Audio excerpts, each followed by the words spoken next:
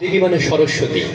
তাহলে আমার পরিবারের গর্ভে আসা প্রথম সন্তানের মুখ থেকে যখন আমি কথা শুনছি, একটা হাসি খিলখিল একটা শব্দ বলছে মা, বাবা, এটা শুনে আমরা মোহিত হয়ে পড়ি না? মুগ্ধ হই কিনা? এইটাকে বলে রমণ করা। রমণ মানে আনন্দ। রমণ মানে কিন্তু নারী পুরুষের মিলন, যৌন মিলন, এটিকেও বোঝায়। এই রূপকটা এখানে গ্রহণ করা যে ব্রহ্মা তার কন্যার সাথে দাম্পত্য সম্পর্ক করেছেন, মানে রমণ করেছেন, স্বামী স্ত্রীর যে সম্পর্ক। আসলে ব্রহ্মা কোনো পুরুষও নয়, আর সরস্বতী কোনো নারীও নয়। তাহলে ব্যাপারটি কি দাঁড়ালো? সৃষ্টি আর স্রষ্টার মধ্যে যে সম্পর্ক। প্রথম কথা বেরোচ্ছে। সরস্বতীকে কিন্তু আমরা বাক দেবী বলি, বারবার বলছি কথাটা। বাক মানে কথা। তাহলে এই কথাই কিন্তু জ্ঞান। আমরা পরবর্তী দেখব যে এই কথাই আসলে জ্ঞান হয়ে উঠবে। তো সরস্বতী কে, তার পরিচয় দিচ্ছে চতুর্মুখ, ব্রহ্মার চার মুখ। মুখ অম্বুজ, মুখ পদ্মে। তাহলে ব্রহ্মার মুখ পদ্ম কোনটা? মুখের ভিতরে পদ্মের মতো একটা অংশ আছে, সেটা কি? জিহ্বা। বুঝতে পেরেছেন? এই জিহ্বা ছাড়া কি কথা বলা যায়? তার মানে ব্রহ্মা, এই সরস্বতীর সৃষ্টিটা কোথায় বলেন তো? ব্রহ্মার জিহ্বায় সৃষ্টি। এবং আমরা কিন্তু কথায় কথায় বলি তোমার জিহ্বায় সরস্বতীর বাস, বলি না? এই কথা মানে কিন্তু সুকথা। আমরা আসবো সেদিকে। তো বলছে চতুর্মুখ মুখ অম্বুজ বনহংস বধূর মম। বনহংস যেমন অবাধ চলে বেড়ায়, কেউ তাকে ধরে রাখে না, সেই বনহংস বধূ, বধূ মানে সবচেয়ে প্রিয়তমা, সেই সবচেয়ে প্রিয় শব্দটা, আমার জিহ্বায় যে প্রিয় শব্দটা উচ্চারিত হয় সেটির কথা বলা হচ্ছে। মানসই, আমার মনের মধ্যে রমতাং, রমণ করো, বিহার করো, নিত্যম, প্রতিদিন, প্রতি মুহূর্তে। তো রসশাস্ত্রকার কি বলছেন? আমার মানে আমি একজন ব্রহ্মা, আর আমার মধ্য থেকে সন্তানের সৃষ্টি হবে, সন্তান সন্ততি গর্ভ আসবে, এই সম্পর্কটাই তো। তাহলে একটা মানুষের জিহ্বায় সরস্বতীর বাস, সেখান থেকে কি তৈরি হোক? সুমিষ্ট কথা তৈরি হোক, এবং সেটা যেন আমার মনে নিত্য বিহার করে। এই প্রার্থনা জানিয়ে উনি শুরু করছেন মানসই রমতাং নিত্যম সর্ব শুক্লা সরস্বতী। তোমার সবকিছু শুভ্র, তোমার মধ্যে কোনো কালিমা নেই। মানে আমরা আকথা কুকথা বলবো না। আমার কিয়ৎক্ষণ পূর্বে শ্রদ্ধেয় সুবক্তা তপনচন্দ্র রায়, তিনি খুব অল্প কথায় ঠাকুরের দুই একটা ছন্দ বাণী দিয়ে, ছড়া বাণী দিয়ে আমাদের এই কথাটাই, এই শাস্ত্রের সময়কার কিছু কথাই প্রকাশ করলেন। ঠাকুর কি বলেছেন? কথা বলবি গুড়ের মতো লেপ্টে থাকবে গায়ে, আর মিষ্টি কথা শক্ত হলে উল্টো পানে ধায়। তাহলে কি মিলেছে? আমাদের এই সুন্দর সুবচনটা যেন থাকে। কিছুদিন আগে একজন বাংলাদেশি লেখক লিখেছেন সুবচন নির্বাসনে, মানে আমাদের মধ্যে আর ভালো কথা নাই। আমরা কি করি? বুঝতে পেরেছেন? এটিকে পরিহার করতে হবে। প্রথম চাওয়া এটি। তাহলে আমাদের শাস্ত্রে চলে যাই, কি বলছে? এই ব্রহ্মার সাথে ব্যাসদেবের কথা হচ্ছে। ব্যাস, আপনারা বলতেই পারেন ব্রহ্মা মানে অনেক ব্রহ্মা, অনেকজন, পরম্পরা। ব্যাস একটা পরম্পরা হতেই পারে, আমি সে বিষয়ে যাচ্ছি না। ব্রহ্মার সাথে ব্যাসদেবের কথোপকথন হচ্ছে। তো ব্যাসদেবকে জিজ্ঞাসা করছে যে ধর্মটা আসলে কি? তা বলছে আত্মানাম প্রতিকূলানি পরিশন না সমাচারেত। কি বলছে? আত্মানাম প্রতিকূলানি, তোমার নিজের কাছে প্রতিকূল হয়। প্রতিকূল মানে কি মা বলেন তো? যেটা আপনার ভালো লাগে না, যেটা আপনাকে বাধা দেয়। অনুকূল মানে স্রোতের দিকে, প্রতিকূল মানে স্রোত থেকে বাধা, আপনি স্বাভাবিক যে জীবন তার বিরুদ্ধে কথা, এটার নাম প্রতিকূল। তো বলছে আত্মানাম প্রতিকূলানি, আপনার নিজের জন্য খারাপ হয়, আপনি যে কথা যে আচরণ সহ্য করতে পারেন না, পরিশন না সমাচরেত, আপনি এরকম আচরণ করবেন না। আপনাকে যদি শালা বললে গালি দিলে খারাপ লাগে, তাহলে বুঝবেন আপনি যাকে শালা বলে গালি দিচ্ছেন তাকেও খারাপ লাগবে। আপনি ওটা করবেন না, এটার নাম ধর্ম। তাহলে দেখুন একদম একদম চরম মেয়ে। ঠাকুর এই কথাই বলছে, অনেক কথার অনেক দোষ, ভেবে চিনতে কথা কোষ। আমরা আমরা এখনো এই জায়গাটি তৈরি করতে পারিনি। আমাদের সৎসঙ্গের প্রাতিষ্ঠানিক শিক্ষাটা অনেক চমৎকার, কিন্তু একটা জিনিস ভুলে যাবেন না। আমার এখানে শ্রদ্ধেয় ঋত্বিক দেবতা দাদা বসে আছেন, ওনার বক্তব্য থেকে আমি কয়েকবার শুনেছি ঠাকুরের কথাটা প্রায়। এটা বলছে যে বিদ্যালয়ে ছেলে মেয়ে যতই বিদ্যা শিখুক না, বাড়ির শিক্ষা সুষ্ঠু নইলে শিষ্ট স্বভাব হয়ই না। খেয়াল করুন দুইটা বিষয়, একটা বলছেন বিদ্যা আর একটা বলছেন শিক্ষা।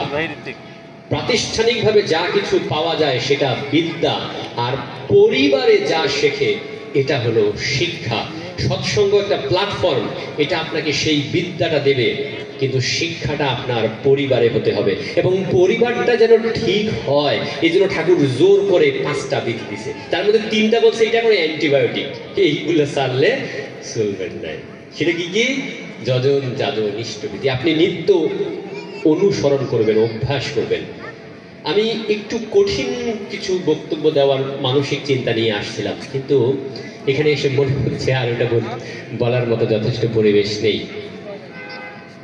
সৎসঙ্গ এখন শুধুমাত্র আমরা যে ধরনের কথার মধ্যে আছি, শুধু এতটুকুর মধ্যে থাকলে, সীমাবদ্ধ থাকলে চলে না। আপনি একটা ইউনিভার্সিটিতে প্রেজেন্টেশন দেবেন, ঠাকুরের থিওরি ইন্টারন্যাশনালি কিভাবে একসেপ্টেড, আসলে কি একসেপ্টেড নাকি একসেপ্টেড না, আমরা কি আদৌ জানি নাকি জানি না, এই বিষয়গুলি আমাদের একটু ভাববার। আমি একটা শব্দ আপনাদের সামনে উচ্চারণ করছি, আমি 3 মিনিট একটু কঠিন আলোচনা করব। যারা এখানে ইউনিভার্সিটি পড়েন, ইউনিভার্সিটির প্রফেসর আছেন, ডাক্তার, ইঞ্জিনিয়ার আছেন, তাদের বা যারা এই লাইনে পড়বেন, ভাববেন, দর্শন নিয়ে চিন্তা করবেন, তাদের জন্য আমি একটু চিন্তার খোরাক দিই যে সৎসঙ্গ নিয়ে কিরকম ভাবনা আমাদের হওয়া উচিত, নবীন প্রজন্ম সৎসঙ্গ কিভাবে দেখতে চায়। আমি তো বুড়ার দলে, আমার কথা বাদ, আমি এখনো স্বপ্ন দেখি যদিও, কিন্তু আমি স্বপ্ন দেখি আমার নবীন প্রজন্ম সৎসঙ্গকে এইভাবে ভাববে। তার মধ্যে একটাকে বলা হচ্ছে প্র্যাগম্যাটিজম। যারা লিটারেচার পড়েছেন তারা খুব ভালো করে জানেন, ইদানিং তো মেটা প্র্যাগম্যাটিজম নিয়ে আছে। আমার সামনে শ্রদ্ধেয় মিলন মহন্ত দা রয়েছেন, ইংলিশ ডিপার্টমেন্ট, হ্যাঁ, ম্যান অফ লিটারেচার, তিনি জানবেন প্র্যাগম্যাটিজম। প্র্যাগম্যাটিক মানে বাস্তববাদী, সহজ কথায়, কিন্তু প্র্যাগম্যাটিকের মধ্যে আরো অনেক ব্যাপার আছে। একটা গল্প বললে আপনাদের প্র্যাগম্যাটিক বিষয়টা সহজ হবে। জার্মানিতে এক ভদ্র মহিলা একটা দোতলা বাসায় থাকে।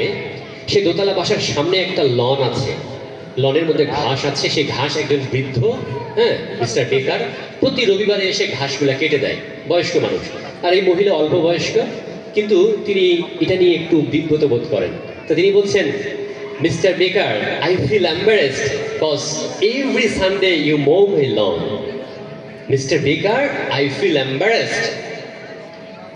শব্দটা খেয়াল করবেন, এম্বারেসড মানে কি মিলনদা জানেন? এম্বারেসড মানে বিব্রত বোধ করা। কিন্তু এরপরে কি হলো জানেন?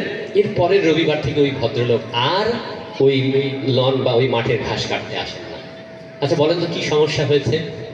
যারা ভালো ইংরেজি জানেন তারা বুঝবেন কি সমস্যাটা হয়েছে, বলেন তো। এম্বারেস শব্দটা মানে বিব্রত, কিন্তু কেমন বিব্রত জানেন? যে বিব্রত আপনি কোনো খারাপ কাজ করলে হয়। আপনার ছেলে ফেল করছে, আপনি বলতে পারেন I feel embarrassed because you got failed. তুমি ফেল করেছো এই জন্য আমি বিব্রত। তুমি এটা খুব খারাপ আচরণ করেছো, তখন এম্বারেসড হয়। এই ক্ষেত্রে এম্বারেসড হয় না। মোরাল অফ দ্য স্টোরিটা কি দাঁড়াচ্ছে তাহলে? আপনি এমন শব্দ বলবেন না যেটা বলার পরে আপনাদের মধ্যকার যে কমিউনিকেশনটা ছিল সেটা বন্ধ হয়ে গেছে। বাংলাদেশের প্রেক্ষাপটে বলি, বাসের মধ্যে বসে আছে, এক বয়স্ক লোক দাঁড়িয়ে আছে, হঠাৎ করে চেয়ার ছেড়ে উঠে দাঁড়িয়ে বললাম, আঙ্কেল আপনি বসুন। তা বলছেন, না ঠিক আছে, তোমার কি মনে হয় আমি এত বেশি বুড়ো হয়ে গেছি? তাহলে আপনার তখন কিরকম মনে হবে যে আমি ওনাকে যে অফারটা করলাম, উনি এনাকে ভেবে নিয়েছে যে আমি ওনাকে বুড়ো হিসেবে ট্রিট করেছি, তাই আমাকে দিয়েছি। এই জায়গাটিকে বলা হয় প্র্যাগম্যাটিজম। আপনি এমন শব্দ ব্যবহার করবেন যাতে করে এই দ্বন্দ্বটা তৈরি না হয়। আপনি যদি একটু এআইতে সার্চ করেন, ইদানিং খুব ভালো করে পাবেন, এবং এটার উপর গবেষণা হয়েছে, প্র্যাগম্যাটিজম এন্ড ঠাকুর অনুকূল চন্দ্র। আমি ধরে ধরে বলতে পারি প্র্যাগম্যাটিজম 1870-এর দিকে দানা বাঁধে। এটার পিছনে যে কয়েকজন ব্যক্তি দায়ী, তার মধ্যে হলো উইলিয়াম জেমস আছে একজন, শার্লি পিয়েত্রে রয়েছেন একজন, এবং জন ডিউই আছে একজন, এই তিনজন ব্যক্তি, এবং তার পরবর্তীতে আস্তে আস্তে ঠিক ঠাকুর অনুকূল চন্দ্রের জন্ম তার কিছুদিন পরেই।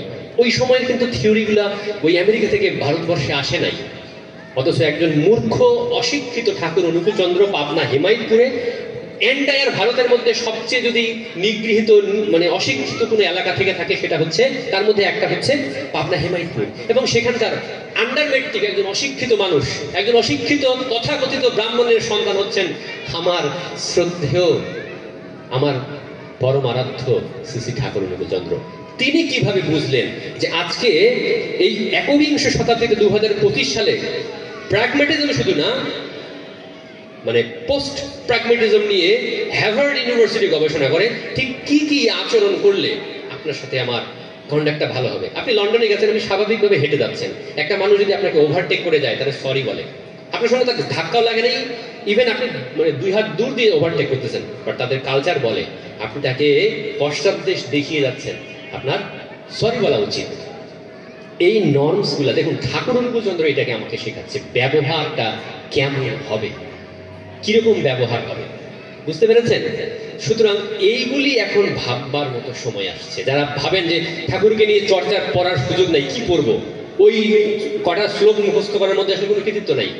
হ্যাঁ, আপনি থিঙ্ক করেন যে আপনার নলেজ ক্যাপাসিটিটা আপনি কোন জায়গায় দেখতে চান, আপনার রিলিজিয়নকে, আপনার ঠাকুরকে আপনি কোন মাত্রায় দেখতে চান। এই বৃত্তের বাইরে আসুন। তথাকথিত কয়েক হাজার শ্লোক বলার মধ্যে দিয়ে কৃতিত্ব নেই আসলে। আমি বিবেকানন্দের ওই কথাটা বলতে চাই, উনি যখন পাশ্চাত্যে বক্তব্য দিতে গিয়েছেন, অনেক বক্তব্যের পর ওনাকে জিজ্ঞাসা করছে যে আপনি কয়েকটা পরামর্শ দেন, আপনি তো অনেক জ্ঞানী। 2 বার বলার পরে উনি দেননি। 3য় বার বলার পরে বিবেকানন্দ বলছেন কি জানেন, যে পৃথিবীতে পরামর্শ বেশি হয়ে গেছে, এত বেশি হয়ে গিয়েছে যে তার চাপে পৃথিবী ভারাক্রান্ত। আপনি যে কোনো একটা বা 2টা উপদেশকে আপনার জীবনে প্রতিষ্ঠিত ভরিয়ে তুলুক। আজকে এই পর্যন্তই। সর্বে ভবন্তু সুখিনঃ, সর্বে সন্তু নিরাময়া, সর্বে ভদ্রাণি পশ্যন্তু, মা কশ্চিৎ দুঃখ ভাগ ভবেৎ। জগতের সকলেই সুখ লাভ করুক, কেউ যেন বিন্দুমাত্র দুঃখ ভোগ না করে। সকলকে আবারও ইষ্টচ্ছল আনন্দ জয়গুরু সম্ভাষণ। জয় গুরু।